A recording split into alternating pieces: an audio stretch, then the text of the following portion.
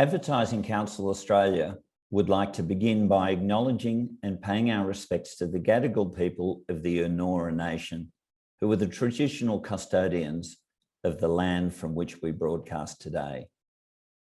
ACA would also like to acknowledge the culture of storytelling through art, dance and music, and we pay respect to the elders past, present and future on other lands throughout all communities who might be joining us today.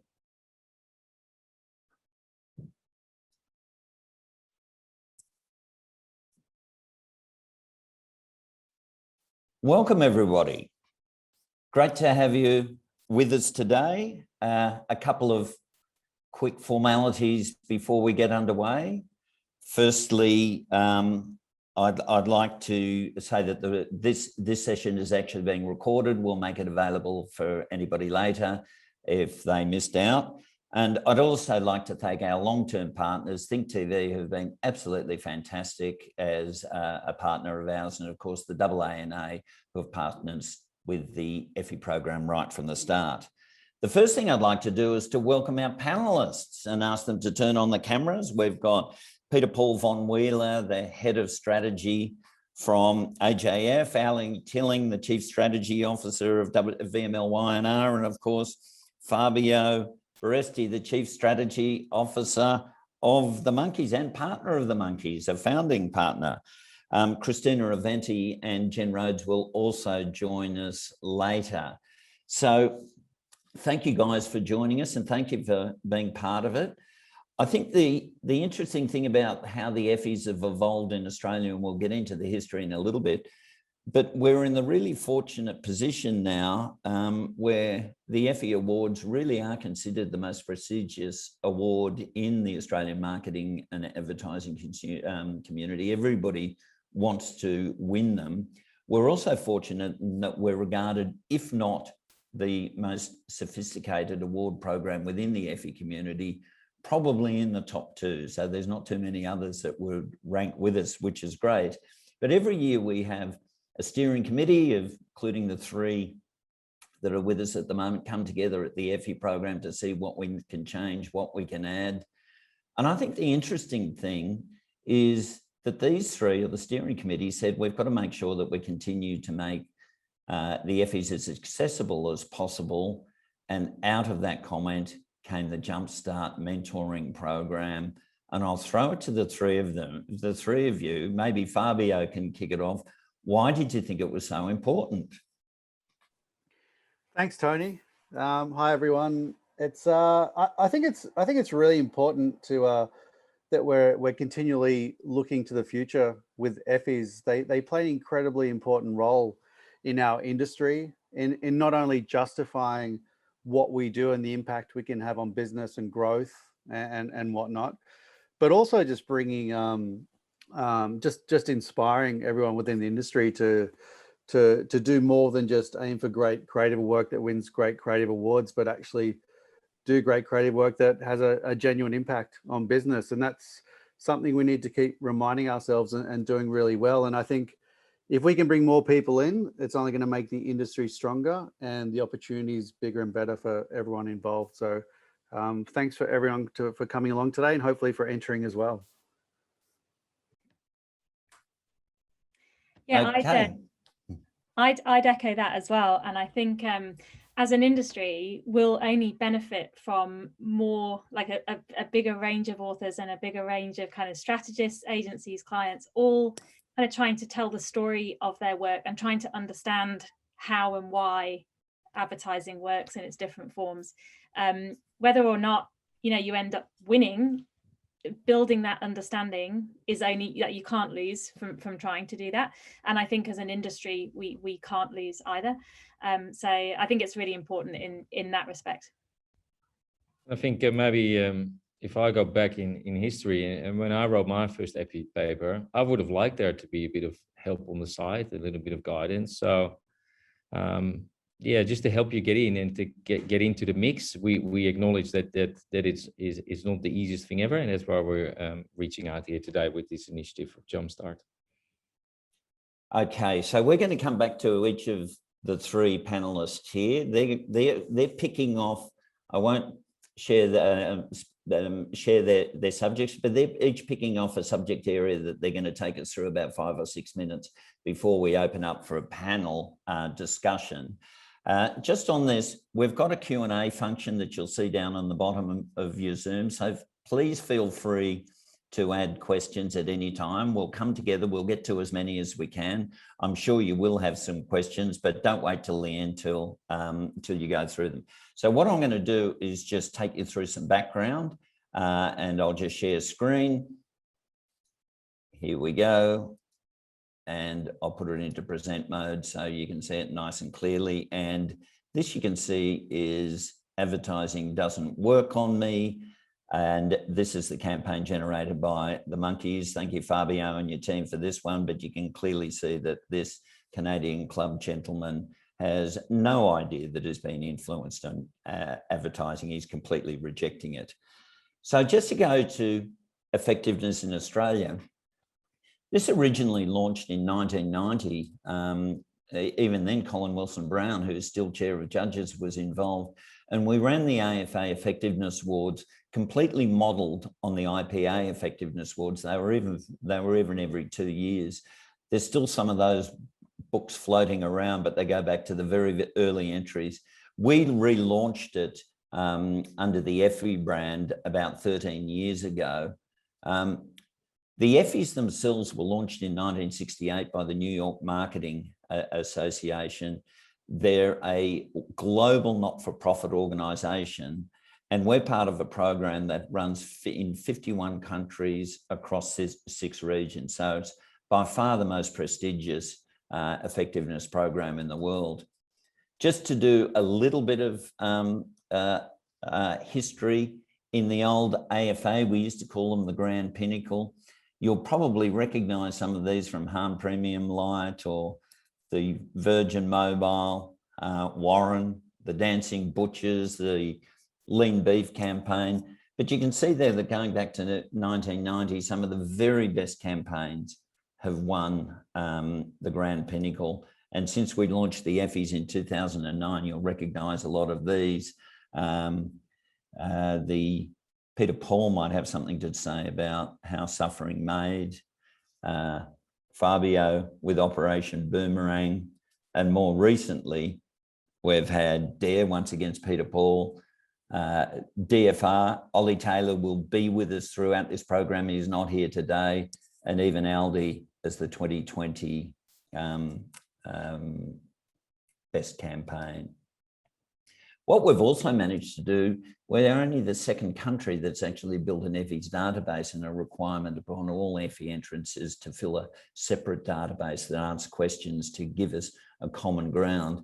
And that's enabled us to publish works globally, and they really are globally. And we're the only other country other than the UK with the IPA to do so. So we're lucky enough to have Rob Britton in Australia work with Peter Field. We launched the Australian Advertising Effectiveness Rules in 2019. We did Winning or Losing in a Recession last year, and we've actually got one coming up in about a month, which is going to be quite exciting because I think it's pretty much on the global edge, the cutting edge of where effectiveness lies. To give you a quick recap, there's 2 sets of lists. List A, you can only enter one, and that's really to sort out which industry category you're in. But list B, you can have multiple category entries. Off the top of my head, I think you can list 3, but Joe will correct me on that if I'm wrong. You can enter into any 3. But the Jumpstart is the new one. We've got 2 new ones, Outsmarting COVID, but the Jumpstart is the one that we wanted to talk about today. And if you decide to enter into Jumpstart, and we certainly hope you do, that won't preclude you taking that entry into any of the others that are on the list. So the Jumpstart category is specifically for those companies and agencies that haven't entered for the last 5 or 6 years. They may never have entered. It's for companies, agencies that might feel they don't have all the data to complete on level terms with the other FE entries. And this category is specifically designed to help make the Effies a bit more accessible. It also is half the entry fee and comes with the mentoring program that we're going to get into at the moment. So here's the mentors. We've got 6 in all. They're all expert Effie entries. They've got histories of writing these papers up to their ears. So what will happen is that we'll talk to you about the basic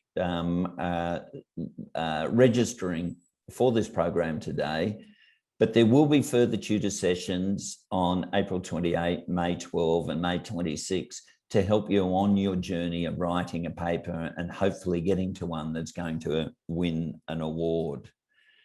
The actual program, anybody interested, they should visit our website, the Effies Jumpstart. You will see that there's an application form on that. I'll talk a little bit about there. You should complete that application form by April 26, shoot it over to Joe, and you will be allocated a mentor to your case and attend the first mentoring session on April 28. There may be some slight adjustments to that depending on mentors available, but the idea is to have 3 mentoring sessions on April 28, May 12 and May 26. The actual application form is pretty simple and it won't require a lot of effort. There's a couple of things that you'll need to fill. Firstly, it's a quick 1 or 2 paragraphs on an overview of the case. We're not asking you to substantiate it, but what is it? What's the case you're trying to make? You've probably or hopefully got a killer chart or a killer fact that you want to work towards. We're going to ask you just to list what other data points you think you've got readily available and anything else you'd like to add, any hurdles you're overcome. So when you put that, we will allocate a mentor, we'll shoot it to the mentor, and by the time you get together with the first mentoring program, they'll already have viewed what you've got, they'll have some comments to make, and they'll give you a top-line assessment as to whether the case shows promise, whether you're going to have to dig up a little bit more information to have a realistic chance, or whether, you're probably going to struggle if this is all you got. So you'll get a pretty honest but constructive assessment. And at this point, I'm going to stop sharing. So hopefully that stops sharing. And before I pass over to our 3 panelists today in the first instance, what I'd like to do is to publish a poll, because we know that there are some barriers to entering the Effies. So Sarah, if you could publish the poll, here it is, and just write a couple of, if you'd all participate in this, what are the biggest barriers you face? You can put a couple down if you want. Is it that you've never written before?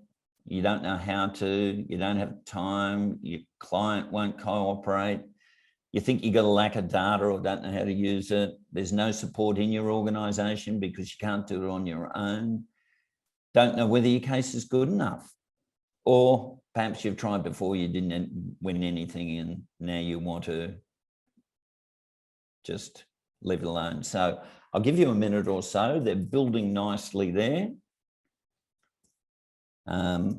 And let's just give it another 15 seconds. Keep going for those that are on.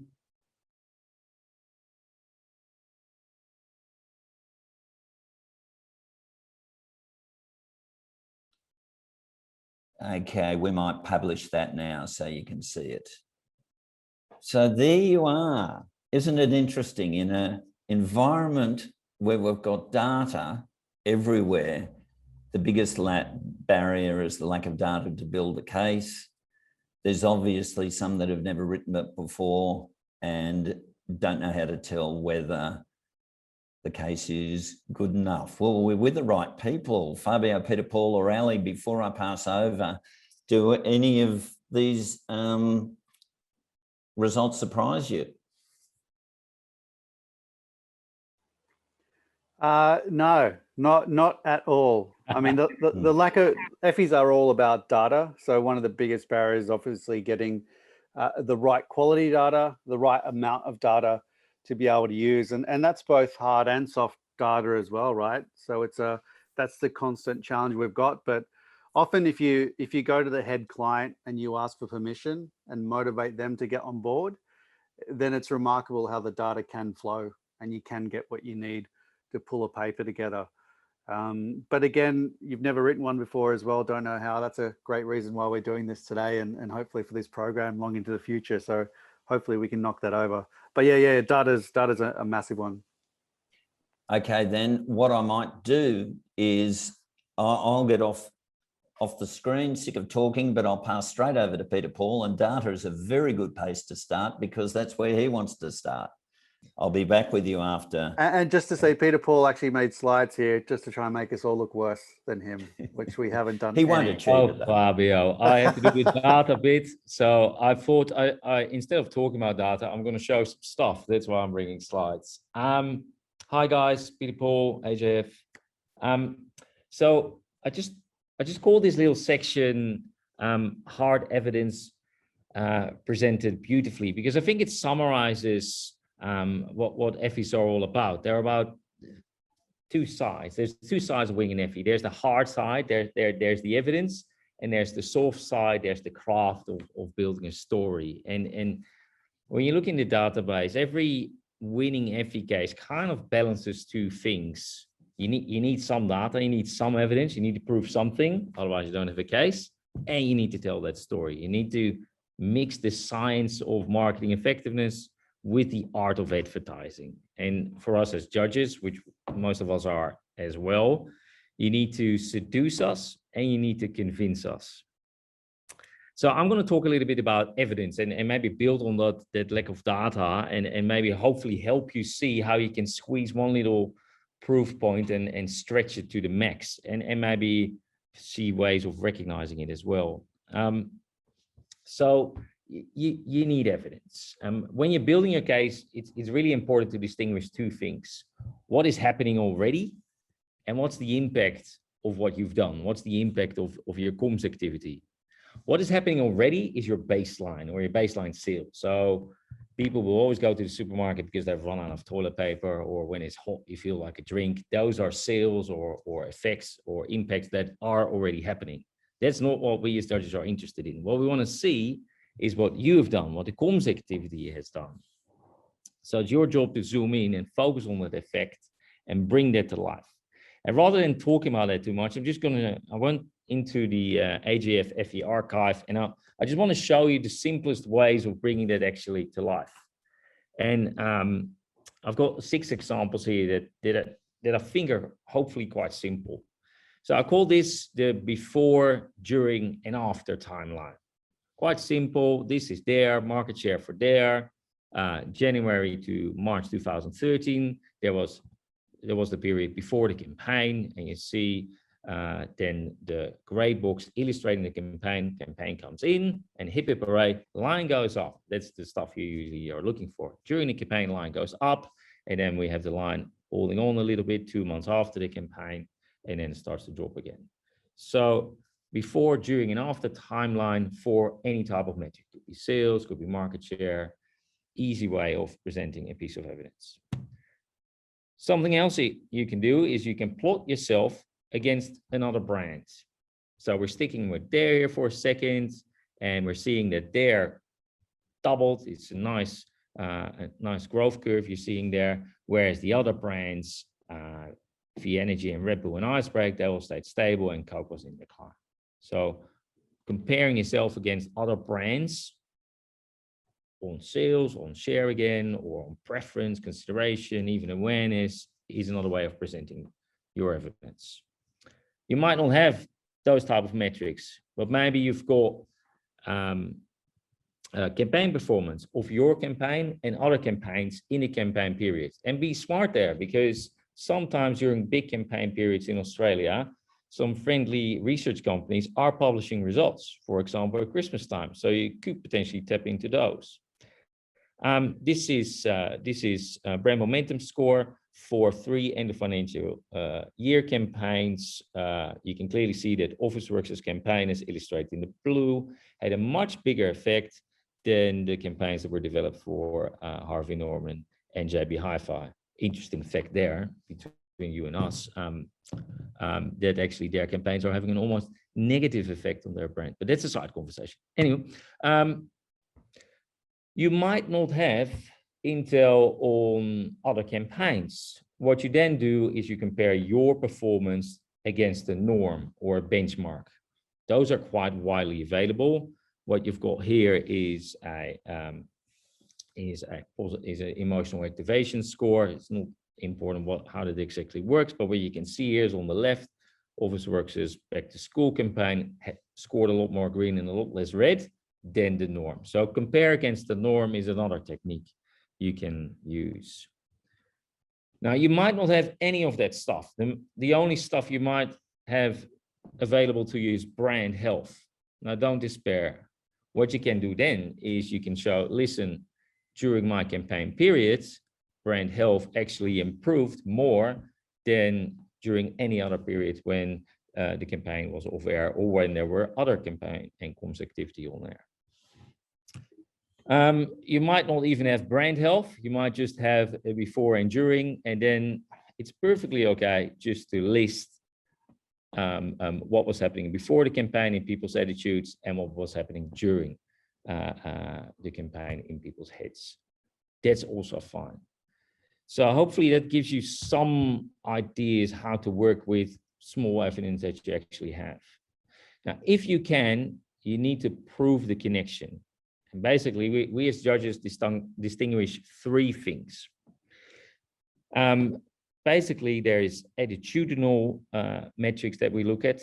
So what is going on in people's heads? How do people think and feel differently as a result of what you put out there in the marketplace? So that's stuff like campaign performance, awareness, brand health.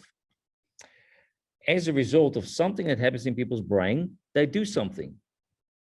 Those are the behavioral metrics. What did people do differently as a result of being exposed to you? So did they visit your store? Did they visit your online store? Did they stop doing something, or did they start doing something as a result of it? Did they trial something? Did they download something?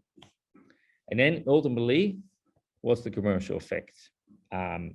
What's the commercial picture look like?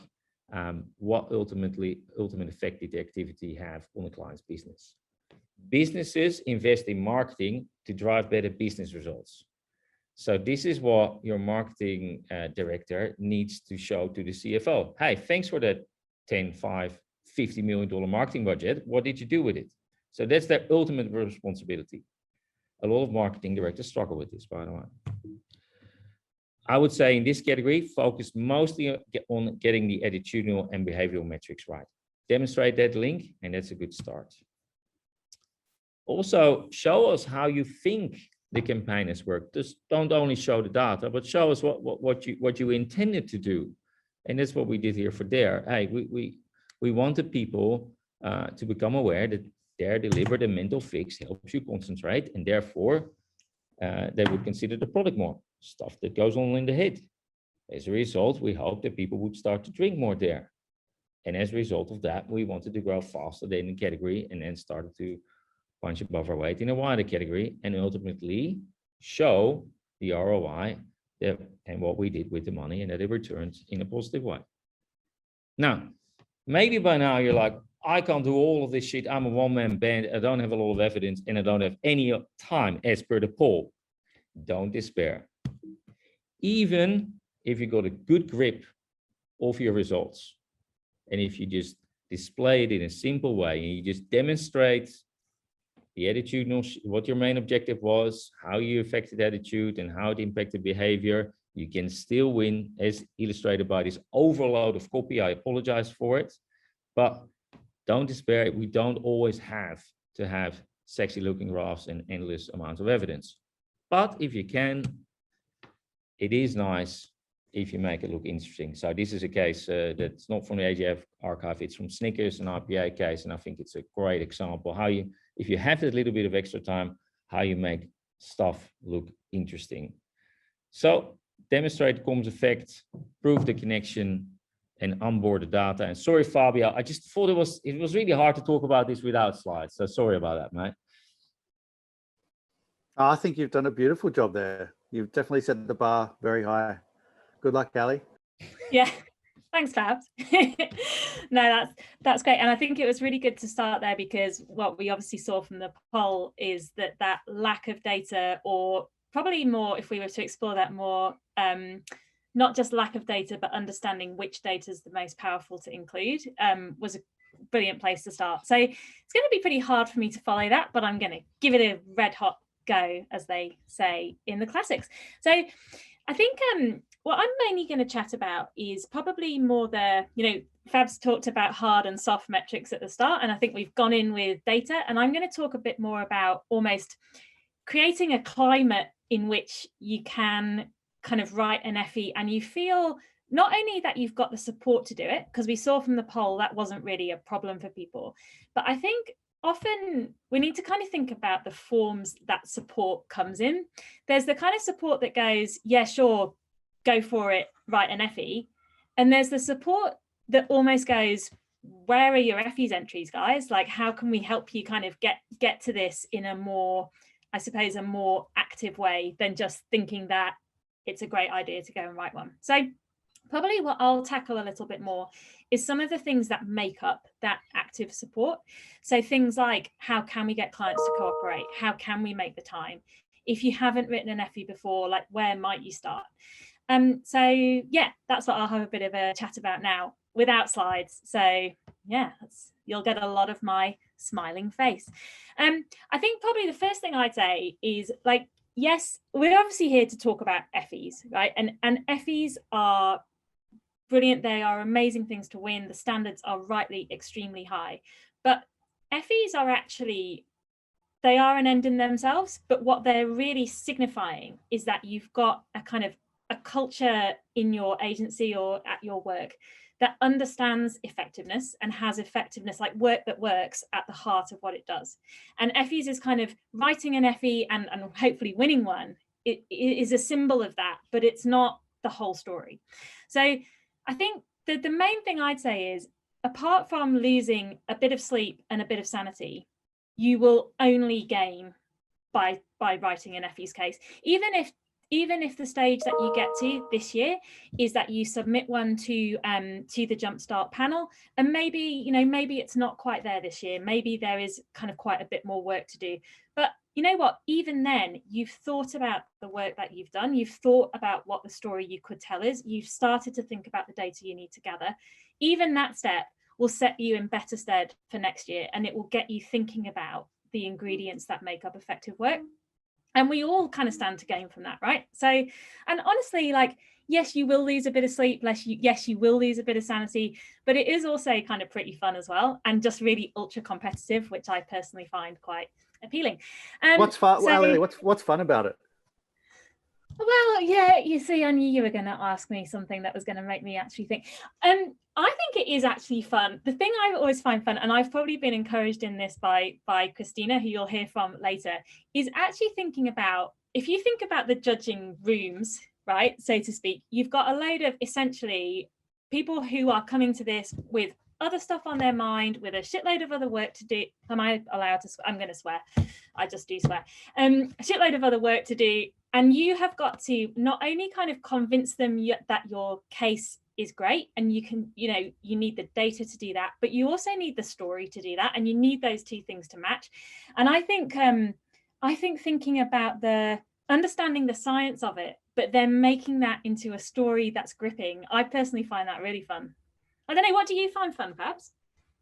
In the Effies world, like, let's when they're done. When they're done, absolutely. That's nail on the head. When they're done, when you've submitted, when Tony Hale walks into the room with a bottle of champagne, hopefully that's the best time. But there is a I think a weird psychopathic satisfaction I think you do get from going through the process and enduring it, and I think coming out on top as well, because it's like writing a thesis.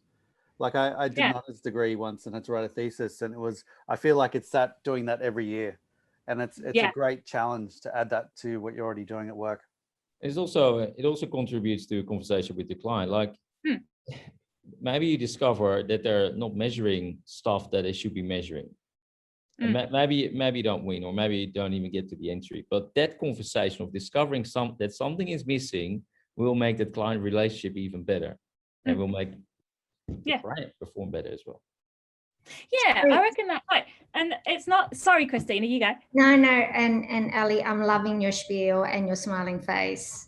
I wish you could see my face because I'm giggling at, you know, it's awesome. It's awesome to hear you speak. That point that Peter was mentioning, if it's not fun, what's really interesting is I do think that Effie season makes all of what we're talking about top of mind, and it makes you fitter as a practitioner. Every time we do Effies, I'm like, man, I've written some shit objectives in the last year, you know, and it's a great reminder of being really diligent about those cascading objectives, you know, from something commercial through to something behavioral, everything Peter was talking about, to something, you know, an image-based statement or an attribute that you want to shift to. And so it's about, I do find parts of it fun. Particularly, I remember working with Ali and giggling over lines and probably spent too much time on wordplay. But I think it's the fitness as well that it brings, that rigor. It's a good sort of to keep things top of mind. I will go on mute.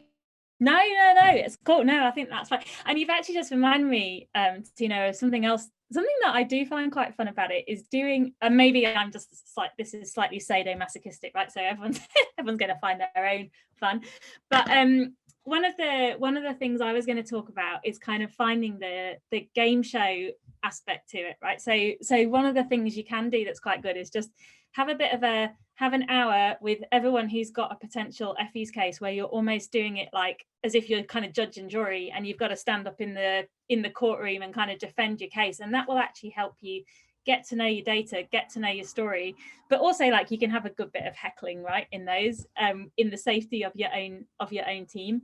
So that's kind of quite that can bring a bit of fun to it. Look, I guess maybe fun's not quite the right word, but I think probably everybody can find their own satisfaction out of different parts of it, right? Even if that is when you hit the submit button, or when you're standing on a stage, even better. But yeah, there'll be parts of it that I think people gravitate towards. Like some people will be more about like getting to grips with the data. Some people will be more about what's the written story. And I think it's really kind of mixing the two.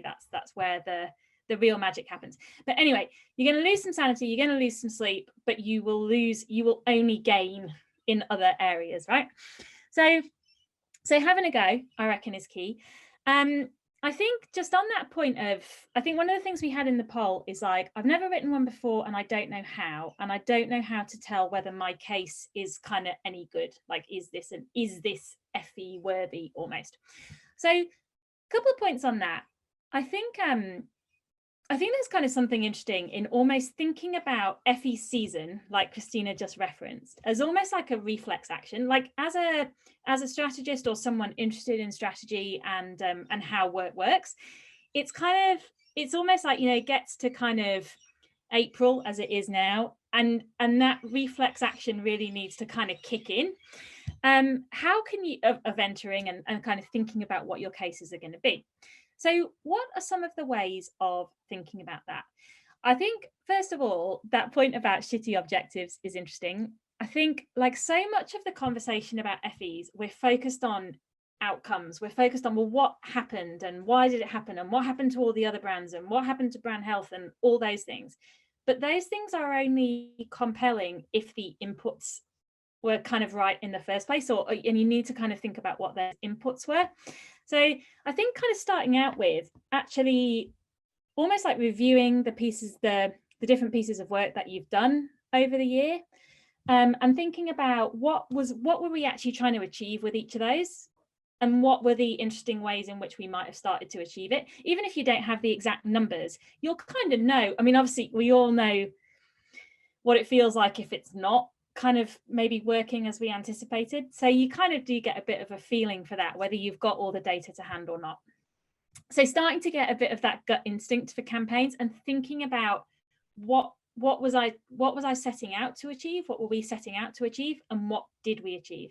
And sometimes I think one of the things that can feel like a real barrier to an Effies case is almost when the line between objectives and outcomes isn't linear, but it never is. And I think some of those twists and turns in the tale is actually kind of what can be really interesting. and really actually show us some new things about kind of how advertising works. Probably the last thing I would say is, I think it is really important to think about Effies as a bit of a team sport. There's a point, if you're kind of the one who is writing a particular Effie, and there usually does need to be either one author or kind of a little duet kind of in charge of a particular Effie, like that's great. And you're going to need a bit of time to kind of think about that on your own and kind of get to grips with the depths of the story. And really only one or two people can really be responsible for that. But I think it is a team sport, and it's probably a wider team than you think. Peter Paul mentioned the role of kind of friendly research agencies. Like definitely, like they can be part of your team, even if they're not necessarily the agency that worked on a particular brand. Like they know so much about what's going on in the market generally. Kind of tapping into just some general data that sets the scene could be really interesting. Getting different people's opinion on how the case is shaping up. Like you can get so into these things that it's really hard to tell what's coming through well and what isn't. So getting that detached pair of eyes is really important. That's really good. And I always like to share it with people who the author wouldn't be happy about them seeing it as well. Yeah. And just to ruffle some feathers on it to get a different perspective. And then, you know, if you get enough of those points of view that are coming from different parts of the agency, I think back to your very previous point about all the different judges in the room who are busy on other things on their mind, you're going to eventually understand what's cutting through and what's not. And if you do need to make some tweaks, because if your audience, when you're crafting it, is really broad and interesting and probably provocative or prickly, then I think it can only make it sharper. And you can ignore what you want to ignore, right? But often you make it better. Yeah, I think that's right. And I think like there's a kind of academic strain to the or intellectual, I guess, strain to the Effies that is really important. But there's also kind of, to your point, like shake some feathers, challenge something that we all think. To Peter Paul's point, like maybe there's a massive hole in what we've been measuring, like call it out. And almost call out where some of the, I look, I might be alone in this, I usually am, but I reckon like calling out some of the ups and downs, some of the fuck ups, that inevitable things that happened along the way, right? Like everybody who's judging these things knows that you don't go, these are my 3 objectives, oh, here's my idea, oh, here's the thing, and it's all some perfect parcel of loveliness. Like we know what this industry is, and that's what makes it exciting to work in, right? So kind of think about how you can own some of the imperfections, I reckon, and kind of have like, and I suppose that's what I mean by fun, is kind of maybe the kind of cynical satisfaction, or maybe I'm just a horrible person, but I love like the idea of kind of, I guess, scoring points in a different way, right? And on that happy note, cool. Yeah. I'm going to hand over to you, Fabs. That's all right. I could listen to you all day, Ali. That was awesome. Thank you. And Christina's clapping for you. She turns the camera on to clap.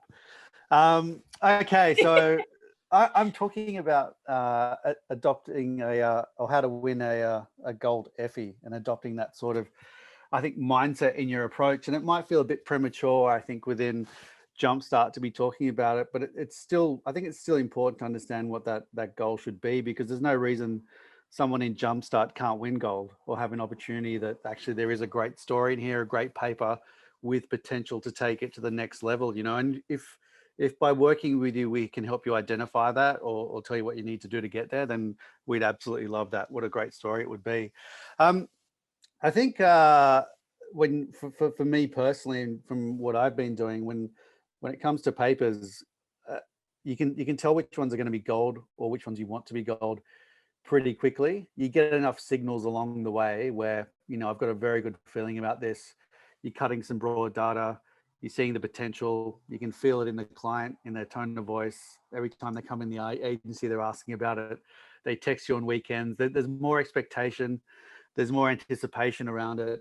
And it's a bit terrifying, but it's the kind of pressure that I think you've got to really try and lean into as much as you can, because it does push you to realize the potential of that, what could be. You've always got to set the expectation, or at least I do within the team, about which ones we think are going to be gold. And there might be one, there might be two, there might be three. And they're the ones that you're going to absolutely focus on, because we could spend all day trying to write Effies on each and every one of our clients, but it could be an absolute waste of resource. And we're going to, miss an opportunity to take something from silver to gold or to Grand Prix as well. So it's really understanding from a very early time in the process about triaging them all and understanding which ones have got that potential to go through. And you do need to pressure yourself to win gold. You do need to set that expectation very, very high on what that paper should be. And I think you need to share that with everyone on the team as well, to continuously push it and push it. And it may sound really, really horrible and hardcore, but from my experience, you need to be I think to take gold winning papers and Effies to the next level, we need to keep pushing them and finding new ways of crafting them, of writing them. The quality of them all needs to take a massive step up every year. And I remember those horrible effectiveness Pinnacle awards that Tony showed at the beginning with the pointy thing that looks like it could kill someone. They were horrible to write. I remember when I was working at BMF, Christina, back then, that I used to come in on weekends, because there was two phases to that. You'd have to write the first submission, I think, which was thousands of words. And then the final one was another one, if you got through, which was like 20,000 or something stupid. And it was agony. It was torture. It was like so academic. It was unbelievable. So what you've got now is unbelievably more efficient to be able to enter. But I think that does teach you an approach to writing papers where you have to have the rigor there. You have to have the full commitment, especially if you want to win gold, and you have to just go in all in. And I mean, when you've got half an hour in the morning before you start work, if you happen to wake up early that day, if you've got a couple of hours in the day free or at night, I always chip away and make them the best they can be. Would it be fair to say, Fab, sorry to interrupt, but just on the poll, I noticed we had a question about kind of not having time. Is it pretty much fair to say that you have to want it enough to make the time? 100%. You've just got to squeeze it in and make it happen. And there's no alternative to it, right? I think you've got to sacrifice a lot of things to be able to do it, because a lot of your day-to-day work you can't let go of, but you just got to absolutely find the time during Effie season to squeeze in a bit more of that pain. And I always I try and think forward to the night when you lose and how bad it feels to lose and not get what you want. And that usually helps to motivate you through the pain and suffering of having to commit 110% to trying to win gold across the board. But maybe what are we talking about here for the group? Maybe for the people that have never written Effie. How long do you think it will take an Effie? And I completely agree. You need to plan for it. You need to schedule it. What do you think? How long does it take? Does it cost 40 hours? 400 hours? What's it? Interested in everybody's. Actually, that's a really interesting question, because I think our finance department once asked how long it took to write a certain paper, and I think it was like 150 hours in one of them, or something stupid anyway. It was quite a lot. And obviously I reckon that could even be a lot more if I was being honest about it. The amount of tinkering and look, some versions I'm up to like version 87 or something, as in constantly iterating and tweaking, but you don't need to do that. People might have a much more efficient way of working and of pulling it together. But yeah, I don't know. What about you guys? How much time are you committing? Hearing Fabio makes me want to push it even further. It's quite sort of inspirational. I've got to admit, like occasionally I can be minimum viable effort with Effies. I'm like, how far can we get with this amount of time? Because you do have Effies widows, and what he said, there are a lot of sacrifices that go along the way. But what I want to, I guess, just impress upon you is that the things that I've learnt most from are when something hasn't been a finalist, and you get something from every paper that you write. So absolutely, aim for the stars. But, and as painful as losing might have been, the thing that one of the Effies papers that I learnt the most from was DSS, which was, I was working along with that with Hugh, and Hugh predominantly wrote it. And at APG stage, so the Creative Planning Awards, it wasn't picking up what I anticipated it would. And so I got advice to push that paper a bit further, from finalist to a bronze to a silver. And that's really important. And it's a really important part of the process before we started winning, we didn't even make finalists. I learned a lot from Ali, the Aldi Expressi paper, and we got advice on our ROI calculation. So I guess I just want to say that, yeah, absolutely, you've got to have incredible ambition and drive, but there's absolutely something in the process, and don't think of it as just 1 year giving it a go. Winning an Effie takes years. Learning the art and the craft of writing an Effie takes years. I mean, I'm 47. I probably didn't see a finalist until I was like 36, 37. Fabio was way ahead at the time. He's like the grandfather of Effie. Sorry, everyone else. So Hey. That upon you, guys. Just, have that ambition, but also understand that you're going to get something out of it no matter what, and it is called a Jumpstart program. This is about starting something, and don't treat it as just this year. Treat this as something that you're going to learn, build upon, and grow over time. Okay, that's just definitely a long game, isn't it? Yep.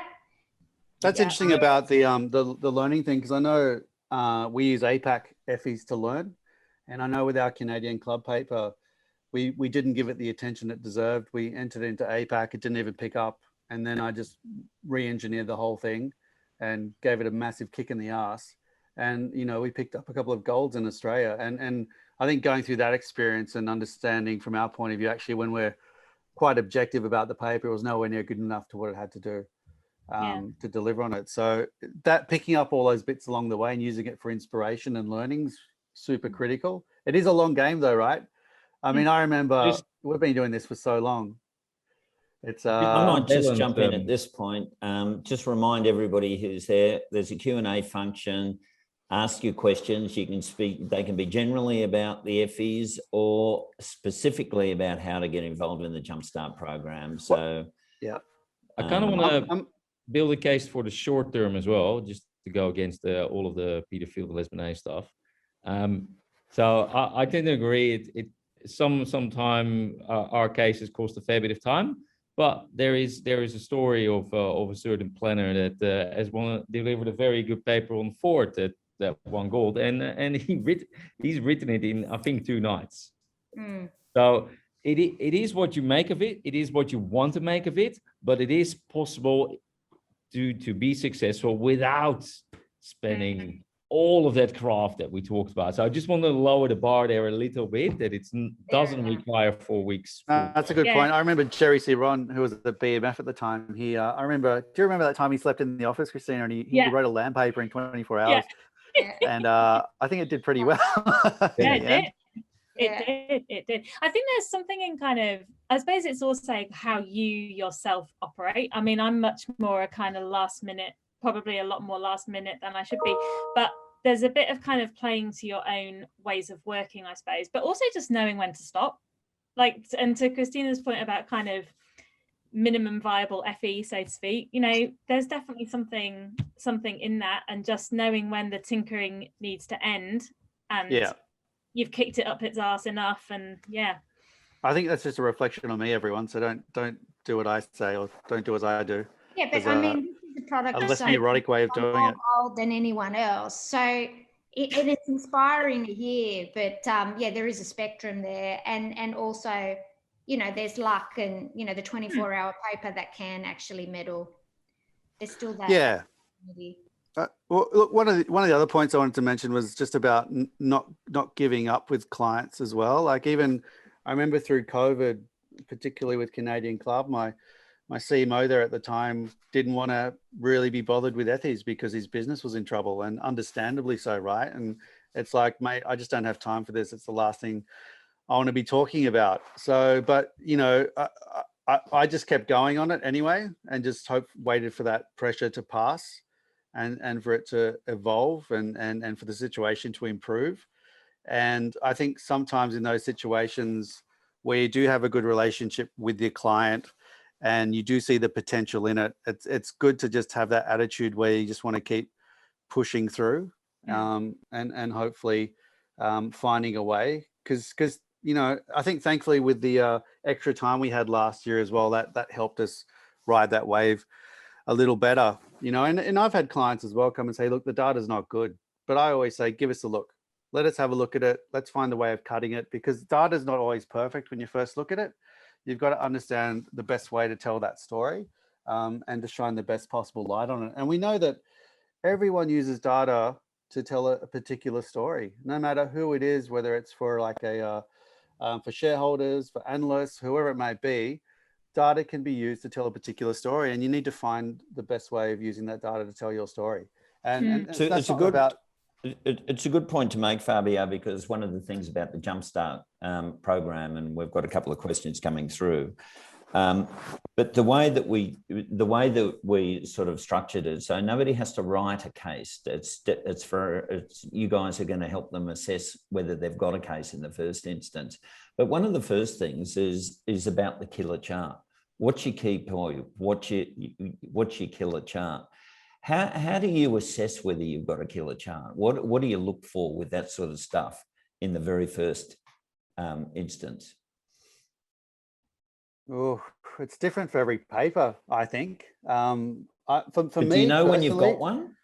Yeah, I mean, I just saw 2 come through today, and they're incredible, and they're all based on sales, and showing growth over years compared to previous years, and showing an incremental uplift above target and all the rest of it. It's that basic killer chart that you want to have that does that, for me, that hardcore sales job. Because I know even in the past with land papers, where we may not have had all those soft metrics to tell the story with, that we're always having to cherry pick different pieces from the media and whatnot, the fundamental hard sales story is there, and it's something to anchor everything off. And Effies are about, or should be about, as much as possible, that story. So I mean, that's the one personally I look for with everything we work on. Yeah, I think that's right. I think maybe sometimes though, for some people, thinking about it in terms of what's the killer chart is almost can be quite off-putting if you're not used to kind of working that way. So another way to get to what that killer chart might be is kind of really kind of eavesdrop carefully into what clients are saying about different pieces of work. Like that's where you'll kind of pick up not only exactly to your point, Fabs, like what is the, you know, what's the sales growth been like? What's it been like compared to the category? Like if you're in a declining category and you're declining less, like that can be an interesting story. So there's a few things there. But I think also you'll get to some of the things that, like what's surprising them about how a campaign's working? What have been some of the less immediate consequences maybe, and they can be good kind of second or third beats to a total story. So if kind of the words killer chart make you go, oh, I'm not very good at drawing charts, panic not, because the chart you can get to. What you need to think about first is, what are the 2 or 3 things that are really kind of, that have really worked about this campaign? What are clients saying? What am I hearing? And then think about translating those into charts. Yeah. If you can't get a handle of those 2 or 3 things that simply prove that stuff has worked, everything else is surplus. That's your basis. That's your starting point. The killer chart you can make, Tony. Yeah. You can adjust the scales, add some visuals, up and down weighting. That's easy. It's having the evidence. Yeah, knowing what it is. Yeah, that's it. But there's key pieces of evidence that you know that you can start building a case around. And at what point do you think what might be the story that you're trying to tell? Because I think, Peter Paul, you were talking, I can't remember your original slide, but it was about on the one hand facts, but on the other hand telling a story, because the really good Effies cases do thread a really good, common, easy to read story that sort of all links together. Well, yeah, I said hard evidence presented beautifully. I don't think it's about everything coming out of your thumb and making it up. There was a certain brand with a certain intention that tried to do something. So it's not a complete fantasy story that you make up during Effies season. I think there were some interesting builds. People don't exactly always behave in the way we want them to. So the journey might go a little bit left and right of what you intended to do. But I think you have the basis of your story already. The foundation is there. just telling that story in an interesting way. That's the trick. Yeah. But I think Summarize. even on some of our papers last year, I remember sharing it with a couple of different people, even a week out from submission, and they actually found more of a gem in some of the insights we had through the paper, which then actually made their way into the exec summary. And it actually had a big impact. And I think it's sometimes the best parts, because we're so close to them, are buried within the story, and you can elevate them out. And you're not, I don't think you're changing the story. You're just making it as punchy and as sexy as possible in that executive summary. And the executive summary, ultimately, I know this from judges, when they're sitting around the room, it's the number one thing they're going to be talking about. They don't want to wade through the whole paper over and over and over again. Having a summary that beautifully captures it, that's inspiring and interesting and gets to the heart of it, I'd spend a lot of time crafting that 100 words. Completely agree with that. And I think the title can be really important as well. If you can almost encapsulate the effect in the title of your paper, that can be really powerful. But just one more point on the if I could just make a point almost from the judging point of view rather than from the writing point of view. When I think about papers that I've read and judged, I think one of the things that can be a bit overlooked is not only your story, but the context your story's happened in. Like, I think where you can start to lose marks is on that question 9 about discounting other factors, and just making sure that when you're setting up your story, like what's happening in people's lives, what's happening in culture, what's happening in the category, what's happening in the market. Like your story can be great alone, but if everybody in the ice drink category, to use your example, Peter Paul, is growing exponentially, well, you know, or if suddenly there's been something that says ice drinks are really good for you and everybody should drink 3 a day, well, you know what I mean? Like, and those are kind of extreme examples, but context is king as well as kind of thinking about the strengths of your own story. It seems to be a question from Kiko. I Do you think want to address the question? the question. There's a question from Amy about how collaborative it should be with clients. And I think the answer to that is kind of twofold. Number one, you don't want to make it seem like it's hard work for them.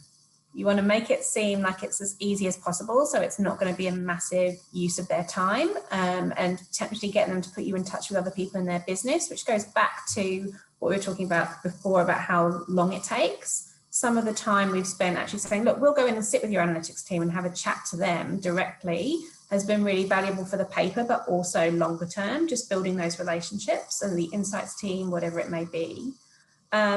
And we've found that in terms of collaborating, it does really help to get a brief outline out to the clients sooner rather than later, so they kind of know how you're planning your story. Ali and I worked on a paper a few years ago that got pulled after we entered it. When it went through their business, they just, even though the story related completely back to their brief, they just didn't want that story going out there about them. It was a change in their strategy. They didn't want to feel like they couldn't back out of it if it was published in an Effies paper. So just getting those that story and maybe some initial just top line objectives and results with the client before you've crafted the whole thing can be really helpful when you're coming to get the sign off through a lot more easily.